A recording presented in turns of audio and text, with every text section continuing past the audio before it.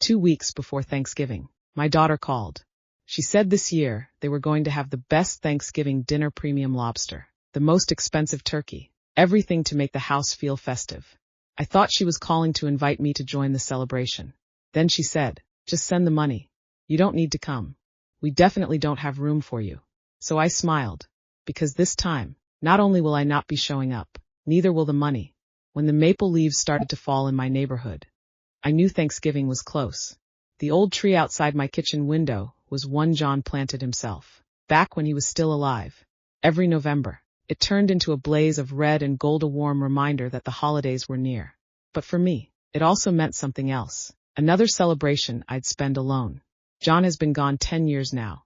He left me this house in the suburbs of Philadelphia, and I've never moved. Not because I couldn't, but because I wasn't ready to let go of the memories. I can still picture him, sitting right here in the kitchen, sipping coffee and reading the paper. That chair across the table's been empty ever since, like a quiet spot carved out of my chest. Over time, the emptiness stopped hurting. It just became part of the room. For most people, holidays mean family and laughter. For me, they just make the silence louder. I've gotten used to cooking the turkey alone, stirring the cranberry sauce alone, watching the parade on TV alone. My daughter, Emily, has never invited me. She always says she's too busy, that the kids are loud, the house is small. It sounds polite, but the message is always the same. Stay away. I've offered to bring wine, to bake dessert, to help.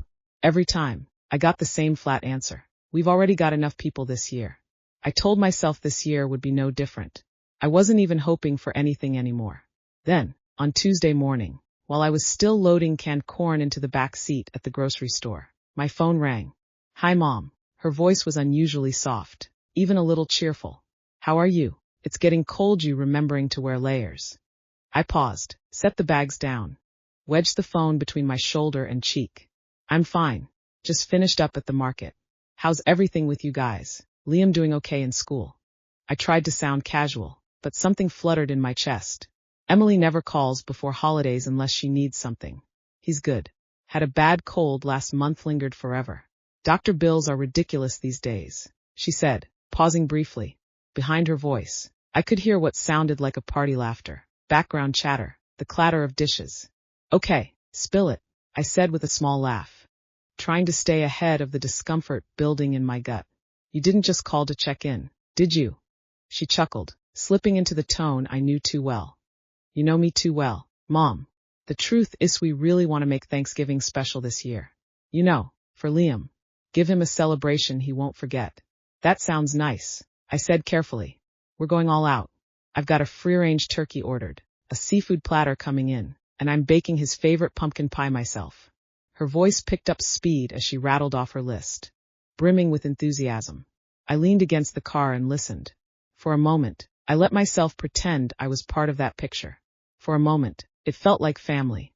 Then her voice slowed, dipped just enough to change the air between us. "So, I was wondering if you might be able to help cover the costs this year. I know you just got your retirement deposit, and there's still Dad's insurance payout, right?" My fingers tightened around the phone. My knuckles turned pale. "It's just, the budget's tight. There are a lot of mouths to feed. I did the math, it's going to be around $2,500, give or take. $2,500. For one meal." "I thought you were inviting me to Thanksgiving dinner," I said, doing everything I could to keep my voice from cracking. There was a pause on her end, just long enough to sting. Then she laughed lightly. "Oh, Mom, our place is packed. Jim's parents are coming. Plus his sister's whole family. You know how cramped it gets. But don't worry, we'll FaceTime you. You don't have to make the trip. Just send the money." It was like a vacuum sealed around my ears. All I could hear was the noisy cheer of whatever party she was already half attending. "You mean, you want me to wire the money, but not come?" "Exactly. It's easier for you that way, right?" Her tone was cheerful, casual. "You never liked big crowds anyway, remember?" My mouth opened, but no words came. She kept talking, but her voice faded into background noise. I only remember the last thing she said before hanging up. "Thanks, Mom. We'll definitely be thinking of you." I sat in the driver's seat long after the line went dead, still holding the steering wheel like it was the only solid thing in the world.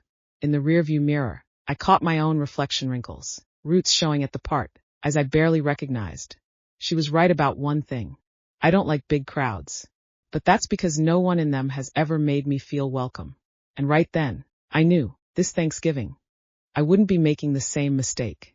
I wouldn't mistake her call for warmth, or her list for an invitation. I wouldn't mistake absence of malice for presence of love.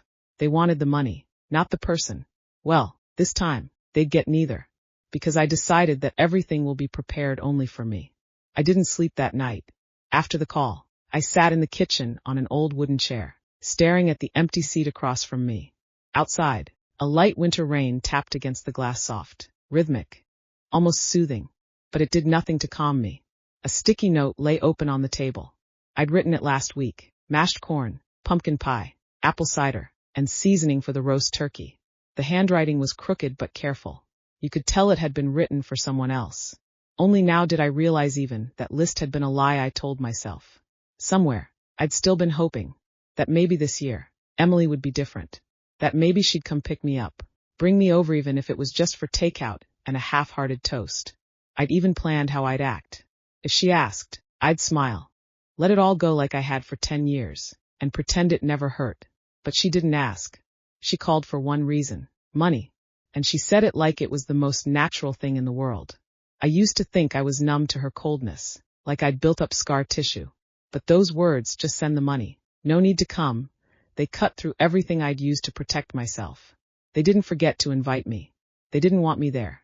I wasn't part of her Thanksgiving. I was a line item in her budget. The realization made me stand up. Walk straight to the studemy quiet place. Shelves lined with John's old photo albums, his typewriter still collecting dust, and a heavy wooden box. Our family's financial records lived in there. I crouched down and pulled out a mildewed ledger, John's handwriting all over it. He used to say, if you don't write it down, you'll never know what's holding the house together. I flipped to the later pages. His pension deposits, my nursing wages, early medical bills. Every number tidy, intentional. And between 2 pages, I found a letter folded neatly, the paper yellowed, corners curled. It was from John, a supplement to his will, dated 6 months before he passed. Grace, if you're reading this, I guess I didn't get to walk with you through the rest. I know you'll always put Emily first, but I hope, just once, you remember to put yourself in the picture too. This home, we built it together. I left it to you so you'd have peace, not so anyone else could take control of it. My hands trembled. I rested the letter on my lap and leaned back, eyes closed. I'd spent years shrinking myself. Every time Emily called asking for help, I'd go straight to figuring out how to make it work, not whether I wanted to. In 10 years, I remember every reason she gave. In 2016, she said the house was too small with Liam growing, and I dipped into my savings to help with their down payment. In 2018, tuition at Liam's private school came up short. I covered it. In 2020, Jim lost his job and their insurance lapsed. I paid his father's hospital deposit. No one brought up repayment. Even last year, when Liam was already in middle school, she said she had postpartum depression. I sent her money for therapy. She never asked, Mom, can you manage? What she said was, you're supposed to help me. And I never said no. I turned back to the ledger. The numbers blurred, replaced by memories. One Thanksgiving, maybe 3 years ago, I showed up at her door with a homemade pumpkin pie. Jim answered and looked surprised. Didn't Emily tell you we're going to my sister's tonight? I laughed. No worries, I said, placing the pie on the step before turning back into the cold. I hadn't just left behind a dessert that night.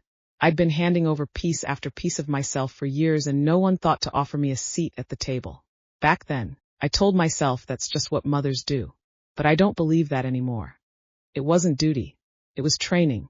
I trained them to overlook me, to expect my silence, my support, my absence. Not this year. This year, I won't offer myself up like an afterthought. I won't keep playing the background of their holiday while they celebrate in the foreground. I'll cook for myself. I'll roast a turkey, even if I'm the only one eating. I'll make it loud and warm and full. For me. I picked up my phone and opened my notes app. This time, I wrote a new list for Thanksgiving. Pick out the best organic vegetables at the market. Buy that bottle of apple cider I always pass by. Roast a turkey just the right size for one. Dust off the old record player and play John's favorite jazz album. Most importantly, no setting a place for anyone else. Just one seat. For me. When I typed the last line, I let out a breath I didn't realize I'd been holding. It felt like a promise. My first real one to myself. I made a cup of tea and sat down to drink it slowly, rehearsing in my head what a Grace's Thanksgiving would look like. Not a charity case. Not an afterthought. But a holiday, handcrafted by me for me. The morning sun spilled into the kitchen, casting warm, golden streaks across the wooden floor. I sat at the table with a cup of coffee in hand. Beside it lay the ledger I hadn't closed the night before its cover worn, pages soft at the edges. It was flipped to the last page, where I'd kept a sparse record of recent years' expenses. The truth was, I wasn't struggling financially. No mortgage, a stable pension. But after so many years, frugality had become muscle memory. Emily wasn't entirely wrong. I'd never really spent money on myself. I was always saving, always justifying. For what? For whom? I stood up and walked to the storage closet at the end of the hallway. On the top shelf was a wooden box, solid and heavy.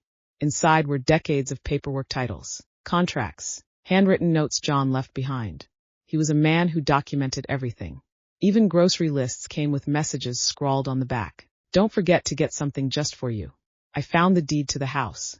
The one we signed when we first bought the place all those years ago. Back then, this street hadn't yet been touched by developers. There were no remodeled colonials, no modern siding. We were one of the first couples to move in. Now, everything around us had changed. The neighborhood was buzzing. New schools, bike paths, trendy cafes. Families with strollers and golden retrievers filled the sidewalks. I hesitated for a moment, then called Lynn-Damie, neighbor down the street. She'd moved in 2 years ago. A retired real estate agent who lived in one of those renovated houses. Would you mind helping me figure out what my place might be worth? I asked, trying to sound casual. I'm just curious. She laughed. Of course I don't mind. I've actually got all the comps printed out already. I'll swing by this afternoon. 3 hours later, she walked through my door with a thick folder under her arm. You have no idea how hot this street is right now, she said, spreading out maps and listings across my table. Because of the city expansion project. This whole area has become a goldmine for young families. She tapped her pen on one of the pages. See this one, just down the block. Listed for 5 days. Sold for 12% over asking. I blinked. Really? She nodded. Your house conservatively, 75 to 80,000 above baseline. If you do even modest renovations, it could go higher. I couldn't speak right away. I'd always thought of this place as old and tired. Peeling paint, outdated wiring. A basement that smelled damp in the spring. Emily had said the same often.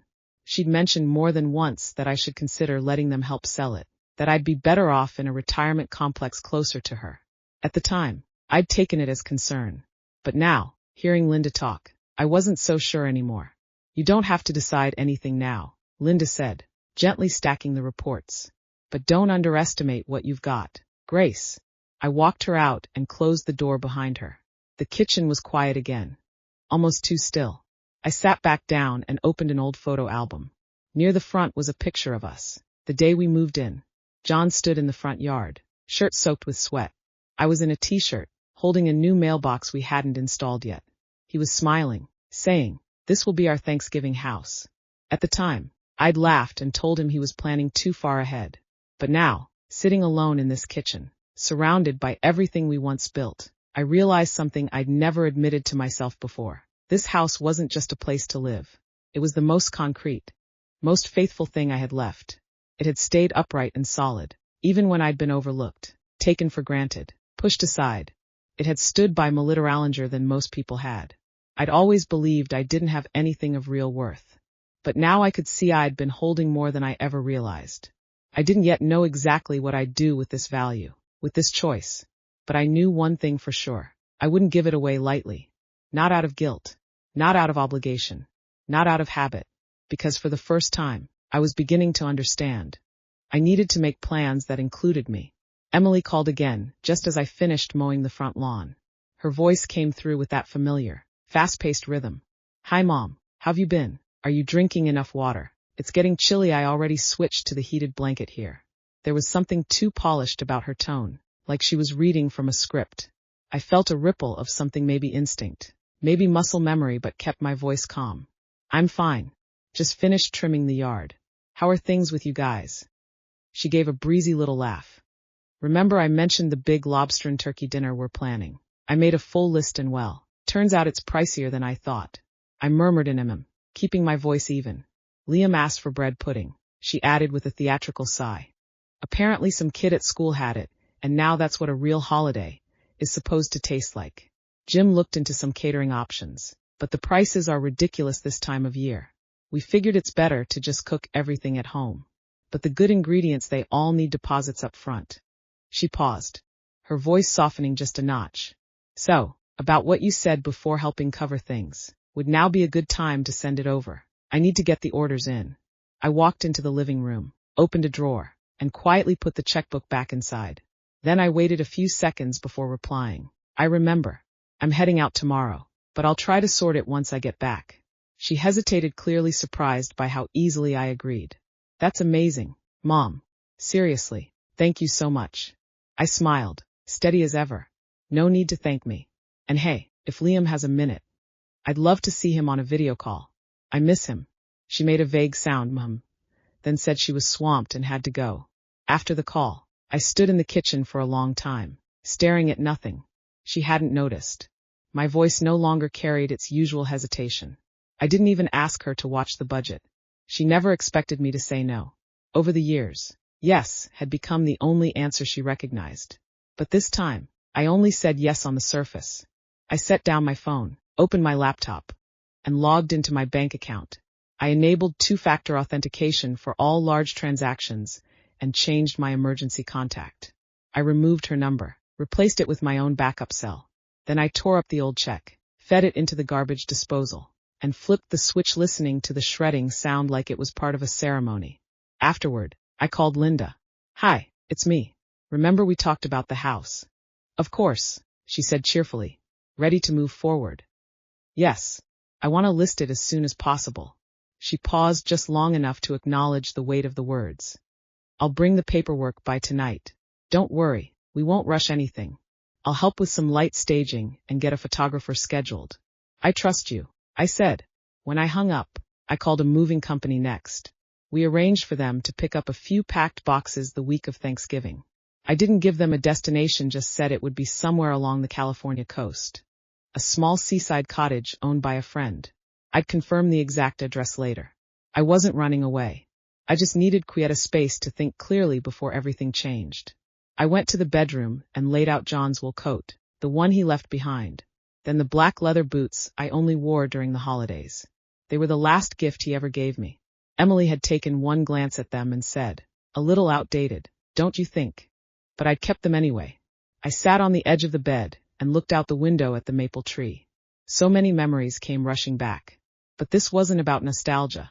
It wasn't defiance, either. At my age, I've learned that not every act of love has to be endless, and not every silence deserves to be repeated.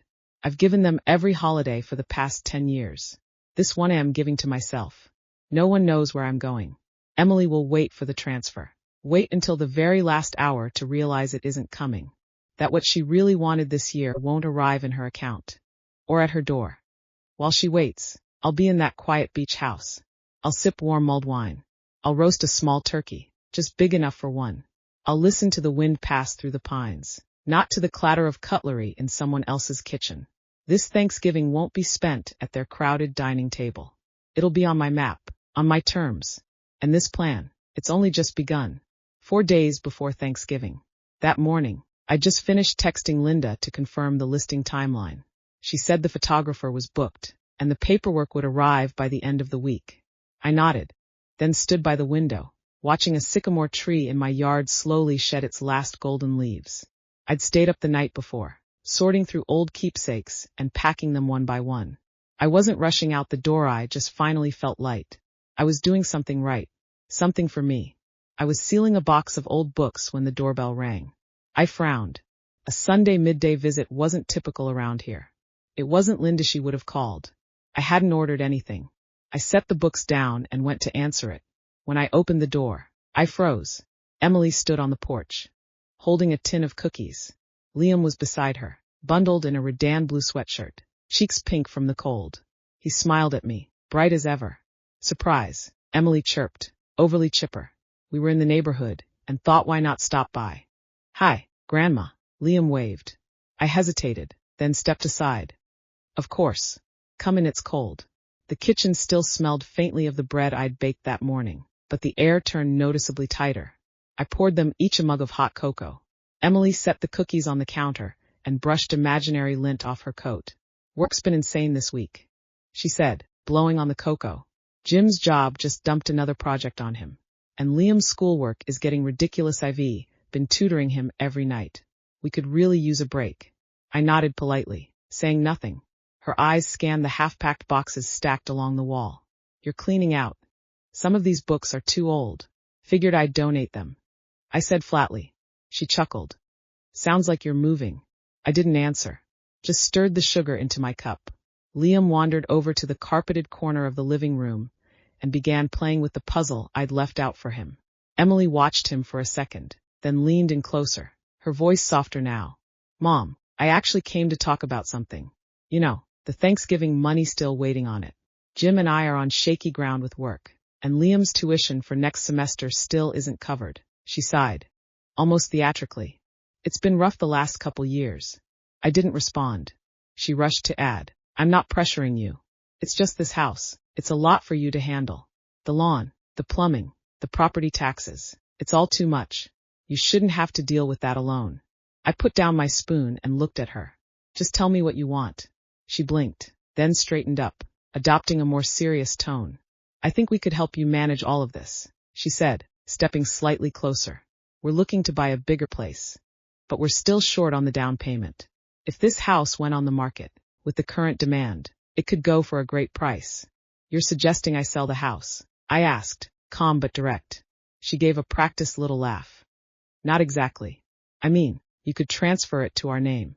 We'd help pay for a nice retirement community near us, more comfortable, safer. Every word sounded polished. But between the lines, all I heard was strategy. I folded my hands on my lap and drew a slow breath. So you want me to move out, and you move in? She smiled, strained. Not right away. Of course. But this place is too much for you.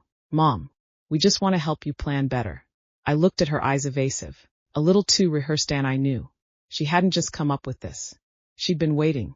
She already knew about the rising market, probably ran numbers weeks ago, maybe even longer. She was just waiting for a moment that sounded like concern.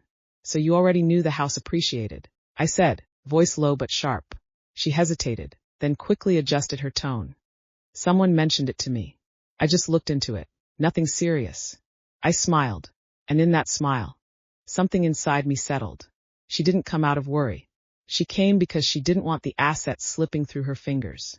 I stood up, walked to the cabinet, and pulled out a small gift box, baked cranberry cookies I'd made earlier, meant for Liam. Liam, I called softly, Grandma's got something for you. He ran over, eyes wide. I handed him the box. Thank you, Grandma, he beamed. I patted his head. Remember, sweetheart, holidays are about being together, not about what you're given. Okay. He nodded, not fully understanding, but happy all the same. Emily stood there, awkward, watching. I didn't look at her. I just kept my voice even. I'm not planning to move, and I'm not transferring the house.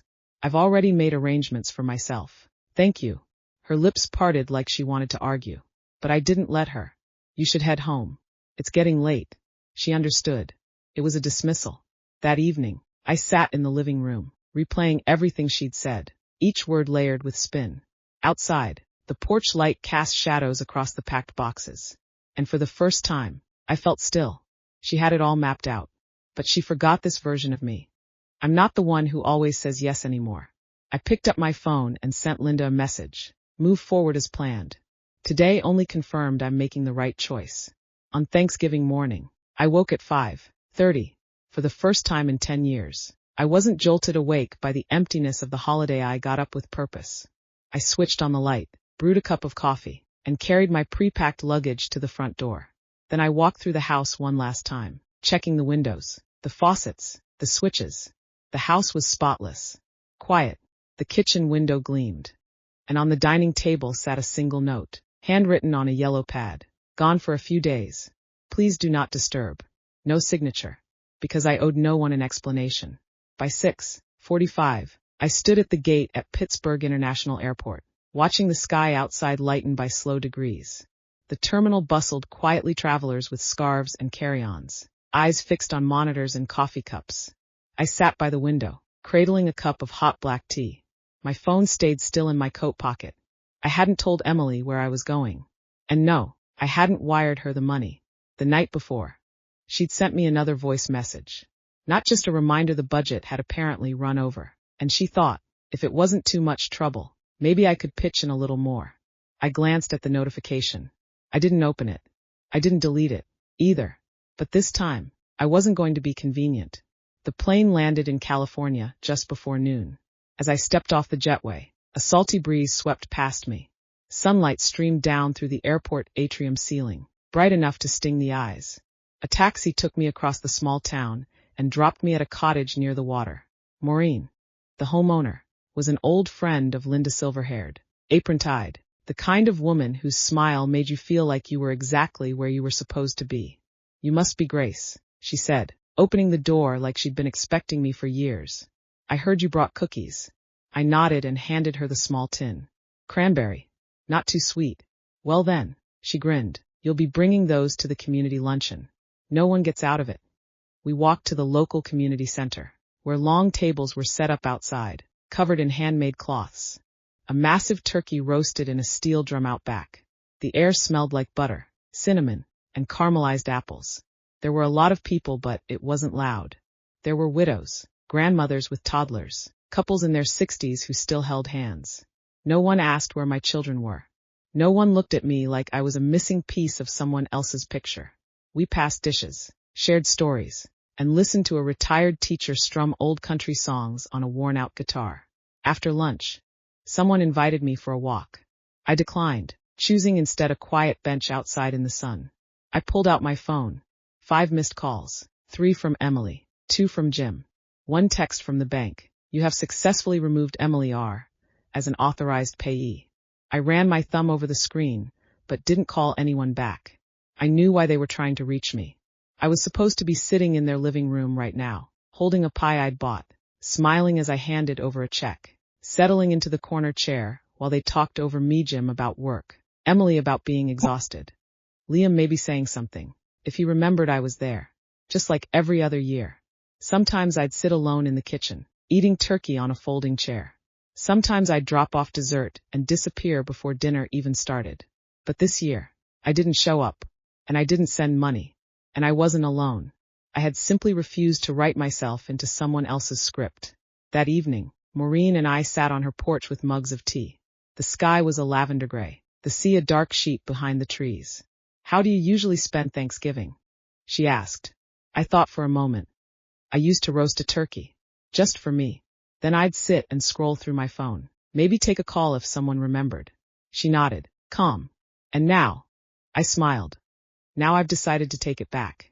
She didn't say anything, just pulled a soft blanket over my knees and poured me more tea.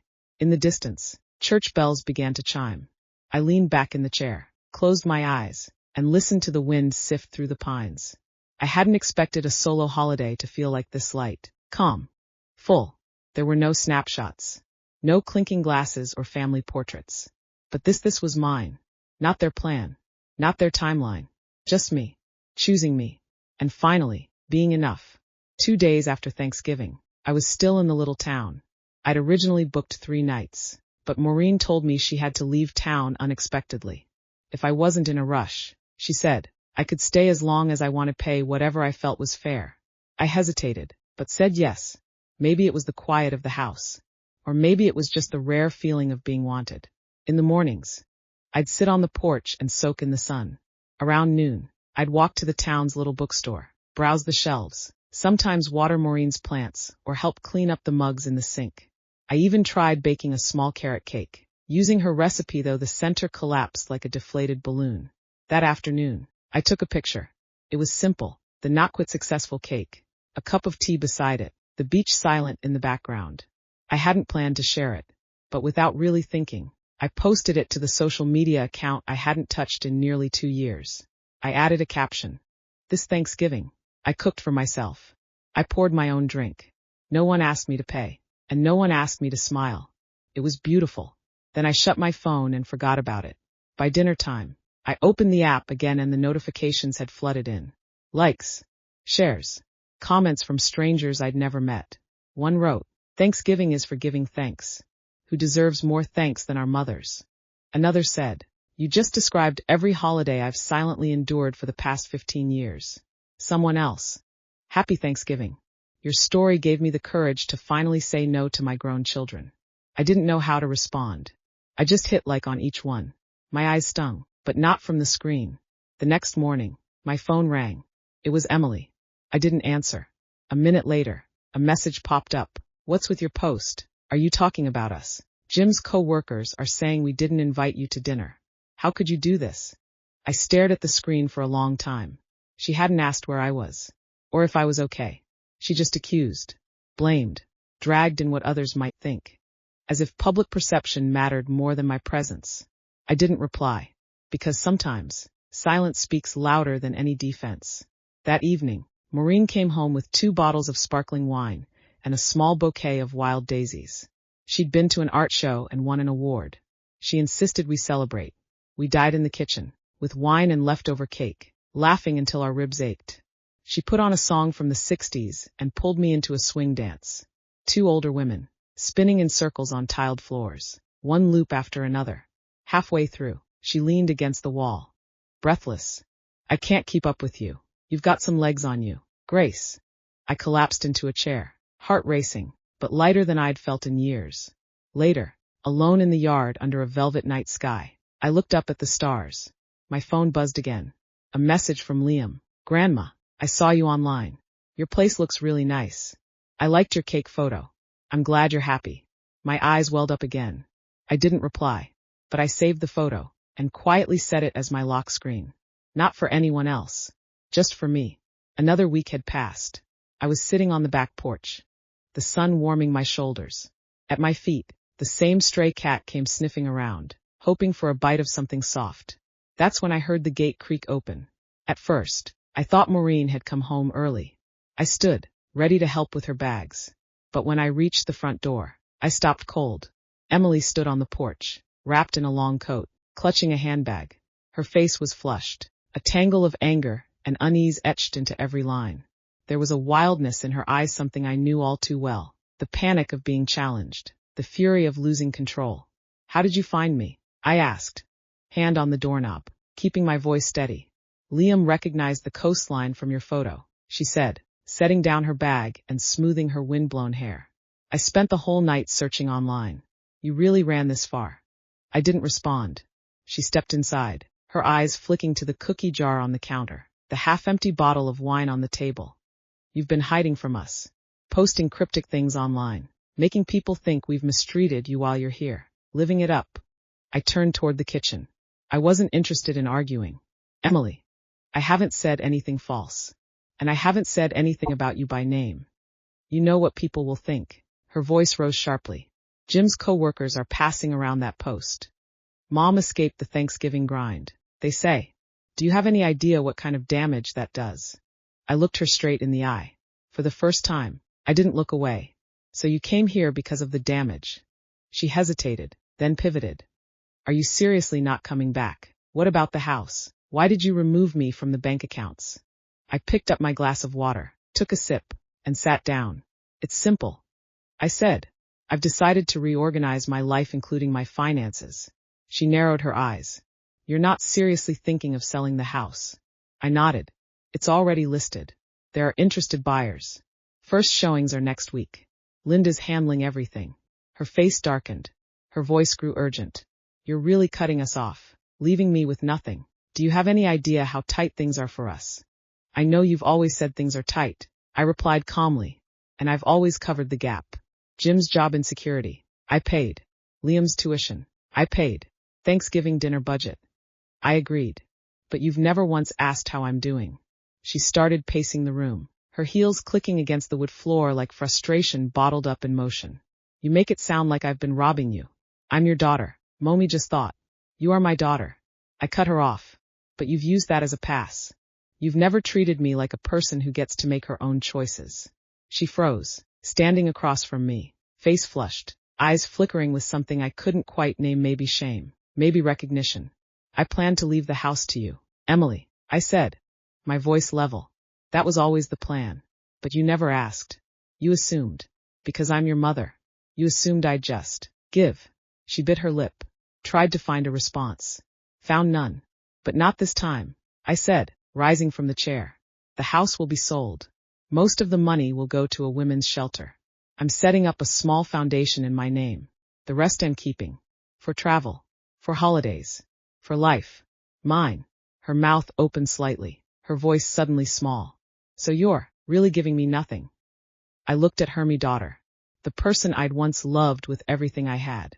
And maybe still did. But I wouldn't lie to myself anymore. Emily, I've given you 30 years of sacrifice. 10 years of silence. More blank checks than I can count. What I'm keeping now isn't revenge. It's balance. She lowered her head. Her shoulders drooped, like a coat too heavy to carry. Just then, my phone buzzed. A voice message from Liam. I pressed play. Grandma, Mom said you're not coming back.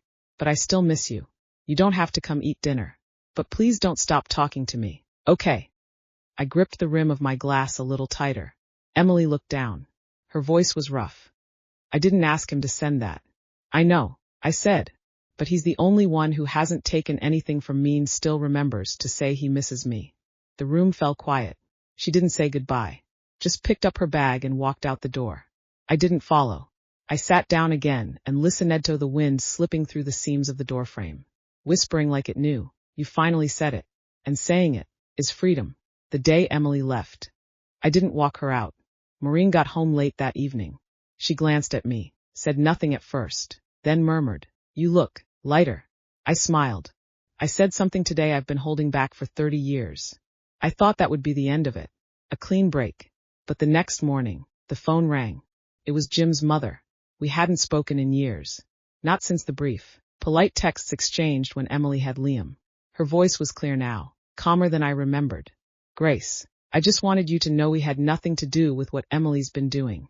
I stayed quiet, holding the phone to my ear. She paused, then added, she came to us yesterday, said you were selling the house, said you were cutting her out of the family. You know how she can besh makes things sound dramatic. She wanted us to talk you out of it. I inhaled slowly. And what do you think? There was a silence. Then, softly, she said, I think you're right. I didn't know what to say. She went on. We're older now. In families like ours, it's easy to lose track of who's expected to give and who's expected to endure. I was like Emily once believed that parents should always give a little more. But now I understand your side. I thanked her, hung up, and sat by the window for a long while. The whole relationship felt like an old rug, frayed and full of tears. Step wrong, and you'd sink through. But once you see where the holes are, you can't unsee them. That afternoon, Linda called. The photographer's pictures had gone live, and the response was stronger than either of us had expected. 2 serious buyers had entered final bidding. I didn't feel excited, just solid, like stepping out of a long, dull fog and into something that finally felt like air. That night, I got another message from Liam, a voice recording. His voice was small, unsure. Grandma, Mom's been really upset lately. She says you're not like you used to be. She says you stopped supporting us. But in school, we learned this word boundaries. The teacher said everyone needs to have them so people know how to respect you. I listened quietly. Then I typed him a reply. Yes, sweetheart.